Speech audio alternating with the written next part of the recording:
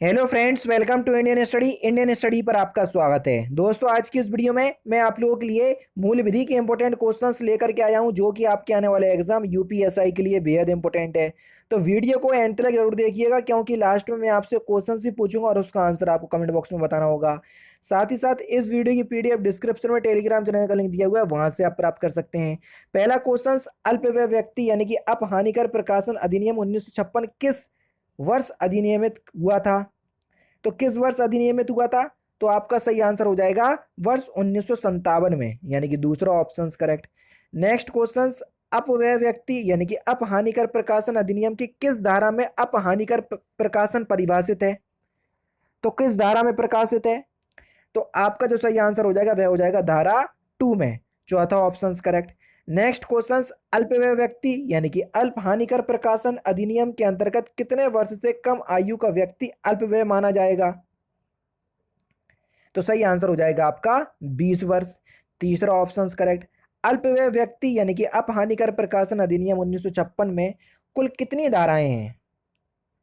तो कितनी धाराएं हैं? 7 धाराएं हैं, पहला ऑप्शन करेक्ट।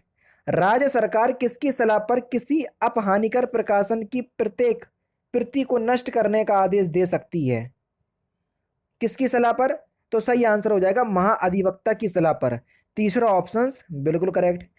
अल्पव्यय व्यक्ति यानी कि अल्प हानिकर प्रकाशक अधिनियम की किस धारा में अपहानि प्रकाशन से संबंधित अपराधों के लिए दंड का प्रावधान है? तो सही आंसर हो जाएगा धारा 3 में, पहला ही ऑप्शन यहां पर आपका बिल्कुल करेक्ट। अल्पव्यय व्यक्ति यानी कि अपहानिकर प्रकाशन अधिनियम के अंतर्गत कौन तलाशी वारंट जारी कर सकता है? तो तलाशी वारंट कौन जारी कर सकता है? तो सही आंसर हो जाएगा प्रथम वर्ग न्यायिक मजिस्ट्रेट, दूसरा ऑप्शन बिल्कुल करेक्ट। नेक्स्ट क्वेश्चन, अल्पव्यय व्यक्ति यानी कि अपहानिकर प्रकाशन अधिनियम के अंतर्गत न्यायालय के निर्णय से पीड़ित व्यक्ति कितने दिनों के भीतर अपील कर सकता है? तो आपका सही आंसर क्या हो जाएगा? 60 दिनों के भीतर, तीसरा ऑप्शन बिल्कुल करेक्ट। नेक्स्ट क्वेश्चन स्टार्ट करने से पहले मैं आपको बता दूं, दोस्तों मैं डेली बेसिस पे सुबह 10 बजे और सुबह 11 बजे दो स्पेशल क्लास लेता हूं अनअकैडमी पर। दोनों ही स्पेशल क्लास बिल्कुल फ्री ऑफ कॉस्ट होती हैं। इतना ही बोलूंगा कि सर एक बार क्लास में आप आकर के देखिए। एक बार इसलिए बोलता हूं क्योंकि एक बार आ जाओगे फिर आप क्लास से जाओगे नहीं, इतना मेरा आपसे वादा है।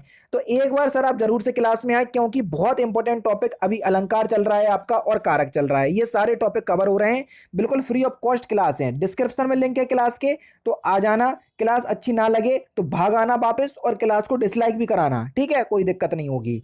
अच्छा, डिस्क्रिप्शन में दिए गए लिंक से अगर आप नहीं पहुंच पा रहे हो क्लास तक, तो मैं आपको पूरा ट्यूटोरियल बता दे रहा हूं किस तरीके से आपको क्लास में पहुंचना है।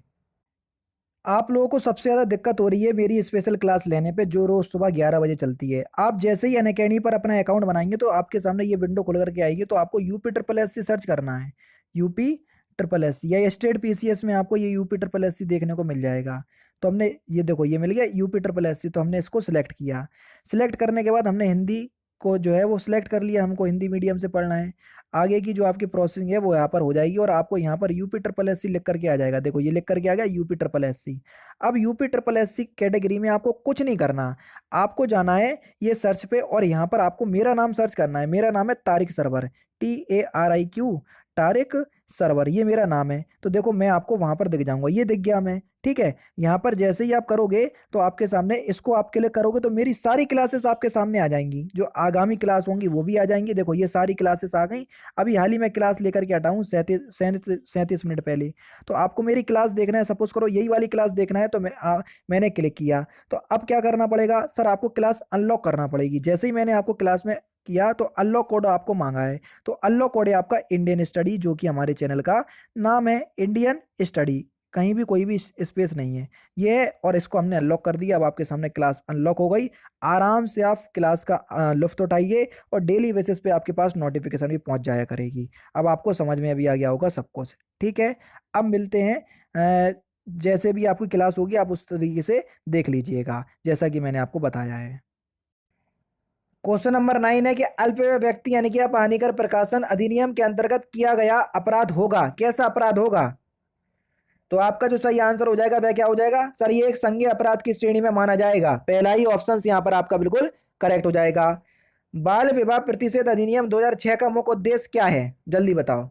बाल विवाह प्रतिषेध अधिनियम 2006 का मुख्य उद्देश्य क्या है? तो आपका सही आंसर हो जाएगा बाल विवाह रोकना। पहला ही ऑप्शन यहाँ पर आपका बिल्कुल करेक्ट हो जाएगा। बाल विवाह प्रतिषेध अधिनियम लागू है कहां पर? बाल विवाह प्रतिषेध अधिनियम कहां पर लागू है, जल्दी बताओ। तो आपका जो सही आंसर हो जाएगा वह क्या हो जाएगा? जम्मू कश्मीर पर और पांडिचेरी राज्य क्षेत्र के रेंसाओं पर। यानी कि ए और बी जो है वो आपके दोनों सही हो जाएंगे। चौथा ऑप्शन जो है वो आपका बिल्कुल करेक्ट हो जाएगा। नेक्स्ट क्वेश्चन, बाल विवाह प्रतिषेध अधिनियम के अंतर्गत बालक यदि पुरुष है तो उसने कितने वर्ष की आयु पूरी नहीं की हो? तो आपका जो सही आंसर हो जाएगा वह क्या हो जाएगा? ऑप्शन नंबर बी 21 वर्ष। दूसरा ऑप्शन बिल्कुल करेक्ट।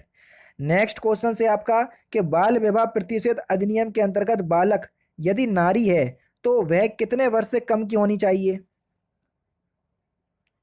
तो सही आंसर आपका क्या हो जाएगा? 18 ईयर्स यानी कि 18 वर्ष। लड़कों के लिए 21 साल है बाल विवाह की श्रेणी, 21 साल से ज़्यादा तो वो बाल विवाह की श्रेणी में नहीं आएगा। और लड़कियों के लिए 18 वर्ष से ज़्यादा, अगर 18 वर्ष से कम हो तो वो बाल विवाह की श्रेणी में आएंगी, ध्यान रखना। बाल विवाह प्रतिषेध अधिनियम की किस धारा में बाल विवाह को परिभाषित किया गया है? तो सही आंसर आपका क्या हो जाएगा सर? धारा 2 खा में। तीसरा ऑप्शन करेक्ट। बाल विवाह प्रतिषेध अधिनियम के अंतर्गत जिला न्यायालय के अंतर्गत आते हैं तो परिवार न्यायालय, नगर सिविल न्यायालय और प्रधान सिविल न्यायालय सभी यही आते हैं। चौथा ऑप्शन बिल्कुल करेक्ट। नेक्स्ट क्वेश्चन, बाल विवाह प्रतिषेध अधिनियम की किस धारा में अवयस्क की परिभाषा दी गई है? तो किस धारा में अवयस्क की परिभाषा दी गई है? धारा 2 चा में। दूसरा ऑप्शन करेक्ट। बाल विवाह प्रतिषेध अधिनियम की धारा 3 के अंतर्गत बाल विवाह है तो बाल विवाह जो है वो एक शून्यकरणीय है, यानी कि इस क्वेश्चन का पहला ही ऑप्शन जो है वो आपका बिल्कुल करेक्ट हो जाएगा। बाल विवाह को शून्यकरणीय घोषित करने की याचिका किस न्यायालय में दायर की जाती है? तो आपका सही आंसर हो जाएगा जिला न्यायालय में। दूसरा ऑप्शन जो है वो आपका बिल्कुल करेक्ट होगा। बाल विवाह को शून्यकरण घोषित करने की याचिका विवाह के कितने वर्ष के अंदर दायर की जा सकती है? तो सही आंसर हो जाएगा 2 वर्ष। तीसरा ऑप्शन करेक्ट। किसी बाल विवाह में महिला पक्षकार के भरण पोषण की जिम्मेदारी कितनी होगी? तो आपका सही आंसर हो जाएगा अवयस्क की दशा में माता पिता की होगी और वयस्क की दशा में पुरुष की होगी। तो ए और सी जो है वो आपके सही हैं। चौथा ऑप्शन करेक्ट। ठीक है। नेक्स्ट क्वेश्चन आपके सामने, बाल विवाह के अनुष्ठान को दुष्प्रेरण करने वाला व्यक्ति दंडित होगा तो ये 2 वर्ष का कारावास या 1 लाख रुपए के जुर्माने से दंडित होगा। दूसरा ऑप्शन करेक्ट। यदि याचिका दायर किए जाने के समय याचिकाकर्ता बालक था तब याचिका किसके माध्यम से दायर की जा सकती है? तो बाल विवाह प्रतिषेध अधिकारी के माध्यम से, वाद मित्र के या संरक्षक के, सभी के माध्यम से दायर की जा सकती है। चौथा ऑप्शन करेक्ट। यदि न्यायालय द्वारा बाल विवाह शून्य घोषित कर दिया जाता है तो डिक्री किए जाने के पूर्व जन्मा बालक या गर्भाहित बालक माना जाएगा तो उसको हम धर्मज की श्रेणी में लेंगे। दूसरा ऑप्शन बिल्कुल करेक्ट। नेक्स्ट क्वेश्चन, अक्षय तृतीय जैसे कतिपय दिनों पर सामूहिक बाल विवाह को रोकने के लिए कार्रवाई कर सकता है तो कौन कार्रवाई कर सकता है? जिला मजिस्ट्रेट। दूसरा ऑप्शन करेक्ट। और लास्ट क्वेश्चन कि बाल विवाह प्रतिषेध अधिनियम द्वारा हिंदू विवाह अधिनियम 1955 की किस धारा को संशोधित किया गया है? तो इस क्वेश्चन का आंसर जो है आप मुझे कमेंट बॉक्स में बताएंगे। तो दोस्तों ये थे आपके 25 मूल विधि के इंपॉर्टेंट क्वेश्चंस जो कि आपके आने वाले एग्जाम यूपीएसआई के लिए बेहद इंपॉर्टेंट है। वीडियो अगर आपको अच्छी लगी हो तो प्लीज़ दोस्तों वीडियो को लाइक और शेयर जरूर कर दीजिएगा। तो दोस्तों फिलहाल की वीडियो में तो सिर्फ इतना ही। अगर आपको वीडियो पसंद आए तो प्लीज़ दोस्तों वीडियो को लाइक कीजिए, शेयर कीजिए और साथ ही साथ हमारे चैनल को सब्सक्राइब करना ना भूलें क्योंकि मैं रोजाना इसी तरह की वीडियोज़ आप लोग लिए लाता रहता हूँ। नमस्कार दोस्तों, जय हिंद, जय भारत।